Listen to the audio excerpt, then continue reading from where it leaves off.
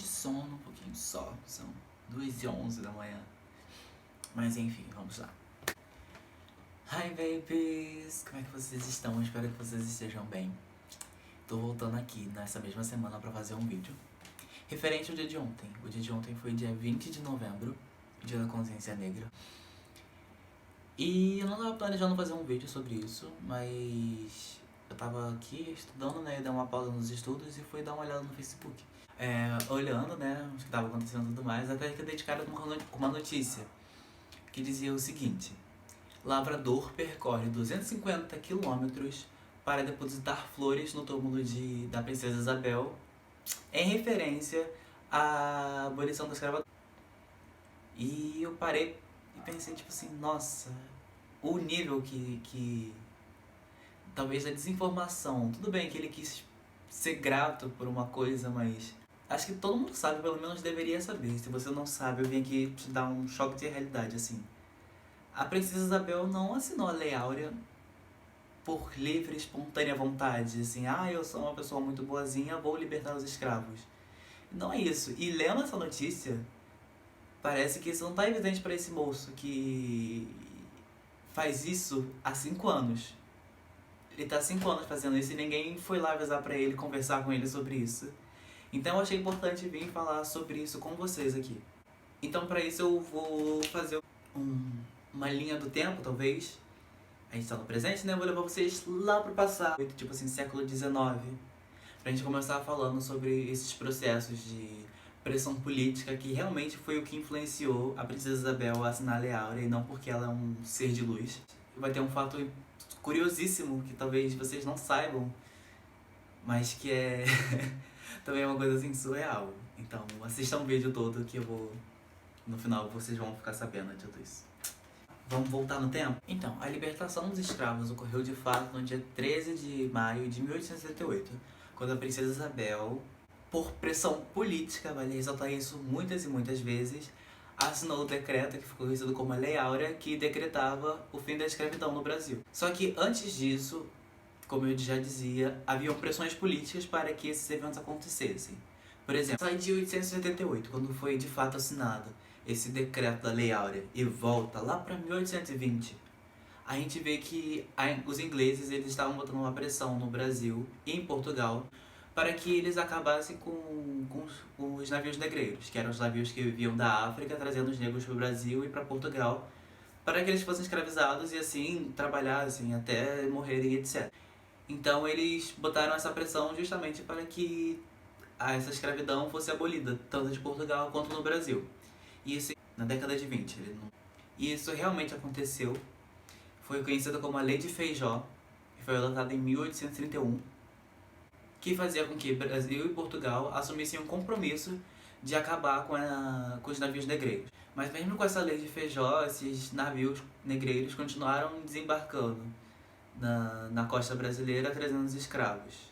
Então, digamos que essa lei não foi nem um pouco efetiva, porque o propósito dela de verdade não aconteceu. Sai de 1831 e vai para 1845, onde os ingleses estavam muito putos com Portugal, por eles terem desrespeitado a Lei de Feijó, para tirar esses navios negreiros de circulação. Eles criaram a Lei de Bill Albertine, que era basicamente uma lei que eles decretavam que navios ingleses poderiam no litoral brasileiro para impedir os navios negreiros que vinham da África desembarcarem em Portugal. Ou seja, eles iam interceptar esses navios negreiros que estavam funcionando ilegalmente, porque tinha uma lei lá em 31 que dizia que não era permitido que esses navios circulassem por aqui, que eles existissem, né?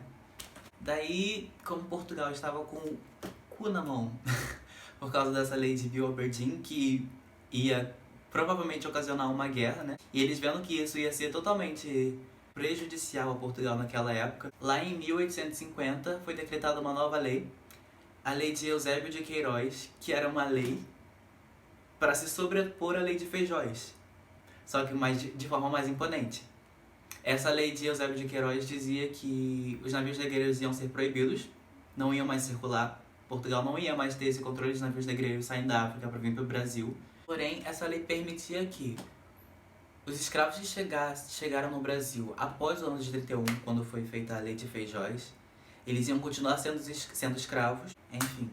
Essa lei de Eusébio de Queiroz foi efetiva, digamos, né, de 1851, quando ela foi efetivada de fato, até 1856. E nesse período de tempo foram apenas, entre muitas e muitas aspas, 6.900 escravos. Daí de 1856, a gente pulou para 1860, onde essa pressão política fica muito mais forte. Por quê? Porque Brasil, Porto Rico e Cuba são os únicos 3 países da América Latina que permitiam a escravidão. E tinham diversos movimentos abolicionistas e tudo mais, mas um grande empecilho que dificultava tudo isso era a Guerra do Paraguai, lá em 1970, que meio que era um empecilho para a abolição da escravatura. E como eu disse, esse 1870. A abolição da escravidão ocorreu em 1878. Nesse período, nós tivemos umas 2 leis importantes, que era a Lei do Ventre Livre, que garantia que todo escravo, criança nascida escrava, após seus 8 anos se tornaria livre. E também tinha a Lei dos Sexagenários, que escravos acima dos 65 anos seriam considerados indivíduos livres. E isso, desde 1870, você tinha várias revoltas de vários escravos que fugiam, formavam quilombos, eram resistência do momento. E isso tudo, claro, que influenciou bastante na pressão política, social que estava acontecendo no Brasil naquela época. E como eu disse e repito diversas vezes, a ação da Princesa Isabel na abolição da escravatura, assinando a Lei Áurea, não foi uma decisão benevolente. Em pleno século XXI, 2019, as pessoas ainda tendem a acreditar que a Princesa Isabel fez isso por um ato de bondade. E não foi isso mesmo. Avançando um pouco mais. Em 1878, dia 13 de maio, a princesa foi lá, assinou a Lei Áurea, deixou os escravos livres e tudo mais, e a igreja teve a iniciativa de fazer uma homenagem para ela pelo seu ato de bondade em prol da comunidade negra. Enfim, a igreja teve a ideia de homenagear a Princesa Isabel. E qual foi a grande ideia da igreja para homenagear ela? No alto do Corcovado, uma estátua da Princesa Isabel como a redentora do Brasil pelo seu ato de benevolência em ter libertado os escravos. Daí, a Princesa Isabel, como humilde do jeito que é, não aceitou e disse que o principal envolvido por essa iluminação dela ter libertado os escravos foi Cristo. Então nada mais justo do que uma estátua de Cristo no Morro do Corcovado como grande redentor. Você pegou as diferenças das palavras. Então, se a gente botar tudo em ordem, a gente viu Cristo Redentor, Alto do Corcovado, que temos até o dia de hoje. E provavelmente você não sabia disso. Eu também não sabia há pouco tempo, fui descobrir alguns meses atrás, estou trazendo esse conhecimento para vocês. Então, podemos dizer que o Cristo Redentor é um presente da igreja em homenagem à Princesa Isabel, devido ao ato de bondade dela em assinar a Lei Áurea libertando os escravos. Exatamente isso. Pasmem. Eu acho que a ideia do vídeo em si foi trazer esse conhecimento um pouco histórico para vocês. Porque depois de eu ler aquela notícia do senhor que pedalava 250 km saindo de Minas Gerais para vir para Petrópolis, para depositar flores no caixão da Princesa Isabel como um ato de gratidão a ela, pra mim foi um baque. Porque, como eu já falei, nós em pleno século XXI, no ano de 2019, acreditando que a Princesa Isabel fez aquilo porque ela era uma pessoa boa, mas na verdade não. Teve todo o contexto histórico por trás, como eu contei pra vocês, de toda a pressão política que ocorreu, né, para que chegasse a abolição da escravatura e tudo mais. E eu, como principal ponto do meu canal, eu queria trazer assuntos diferentes, não só da biologia, mas a princípio da biologia, porque é a área que eu tô, né, mas sempre trazer um conteúdo diferente, pra não ficar sempre essa banalidade que a gente vê no YouTube sempre, né. Claro que eu também faço vídeos banais, igual foi o meu último vídeo, que era um vídeo totalmente nada a ver, mas que eu gostei de fazer. Mas tá trazendo esse tipo de conteúdo pra vocês, uma coisa informativa, sabe? Ainda mais nesse contexto histórico importante do dia 20 de novembro, da consciência negra, que a gente realmente tem essa consciência sobre o movimento negro, sabe?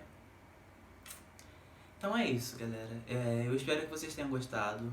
Compartilhe esse vídeo com as pessoas que você acha que deveriam saber disso. Todo mundo que você acha que... Isso aqui é utilidade pública, né? Eu espero que vocês tenham gostado. Beijos, beijos, kisses.